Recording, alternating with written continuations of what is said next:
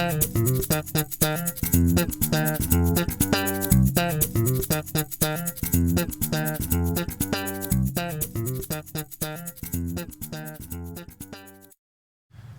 all the old oil out of your engine before you change your valve cover gasket. And the best way to do that, of course, is just do an oil change. Change your old filter, put in a new filter, take the old oil away, put the drain plug back in, and just before you put new oil in, stop. Your new valve cover gasket comes with a set of 6 round seals that go where the spark plug openings are. Start by removing the breather hose that connects the air filter and the valve cover. You'll need a pair of pliers to remove the factory clamp on the valve cover side. Once you remove the hose, set it aside in a place where it won't get damaged or lost. I like to work off an old cafeteria tray where I can keep the small parts together and the tools that I'm going to use clean and out of the way. Use a large flat blade screwdriver to pry the tabs up on the plastic distributor cover at the front of the engine and then set that aside. Access to the spark plug wires and spark plugs is under this cover that runs down the center of the engine. Now it's a number 2 Phillips, so you'll need a large screwdriver to remove those screws. It will also give you access to the 10mm bolts that hold the valve cover to the engine. Once they're out of the way, gently lift the plate out of the way, set it aside, and you're ready to start unplugging the wires. The factory spark plug wires are custom tailored, but if you have an aftermarket set, you might want to make up a set of labels like this so that you can label each cylinder so the wire goes back to the proper one. The factory wire set is sized so that the wires only reach the spark plug on the cylinder that they're intended to. Once you have all the plug wires pulled out and labeled, swing the whole bundle of wires off to the side gently, but you want to give clearance so that you're able to lift that valve cover up vertically. The valve cover itself is held down by a series of 10mm bolts, so I want you to get out your ratchet and your 10mm socket and work your way around the perimeter. Don't do too much loosening on one side before you cross over and loosen up on the other side until you have all of the bolts loose and ready to remove. The bolts are all different lengths, so one of the worst things you can do is just toss them on the tray and get them all mixed up. Instead, draw an outline of the valve cover on a piece of cardboard. As you remove each bolt, just poke a hole through and line up the bolt where it is in relation to its place on the valve. Most bolts will poke right through. Some of them you might need a sharp object to get them started with.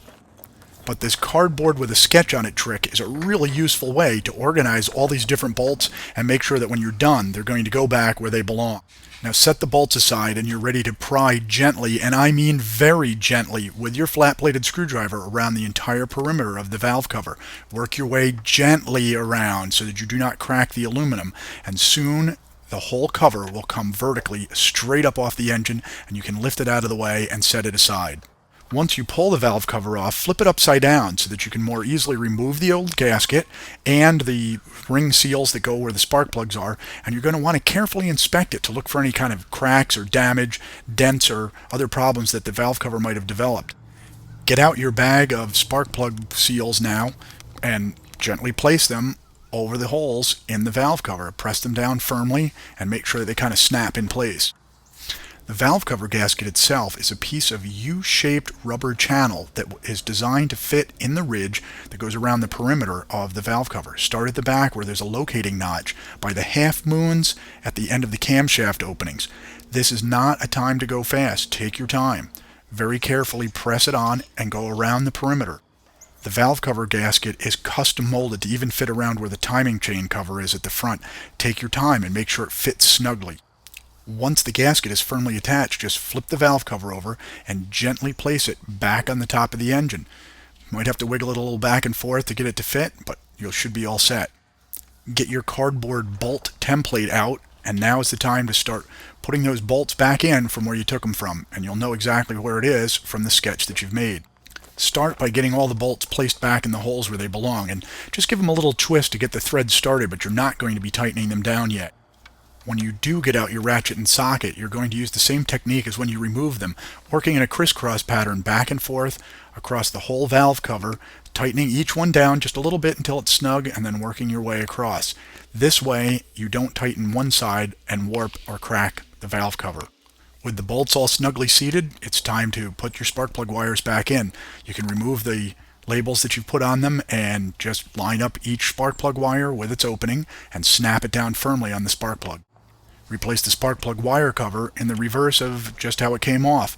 You may have to wiggle the wires around the little bundle to get them flattened enough so that the cover will sit firmly and flat against the top, but just take your time and tighten it all down and it'll work out great.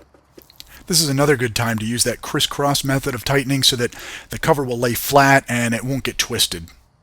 We're almost done, so get that cover for the distributor end and just snap it back on the plastic tabs.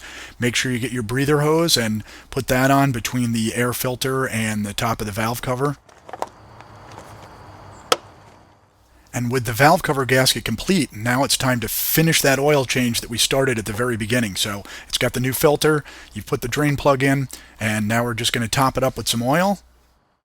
So we'll get the funnel out of the way, we'll put the cap back on it. We want to pull the dipstick and make sure that we've really filled it up to the correct amount. And now we can start it up and check for leaks. Look underneath and look all around the perimeter, and if you have to, just torque those 10mm bolts down just a little bit more. Thanks for watching.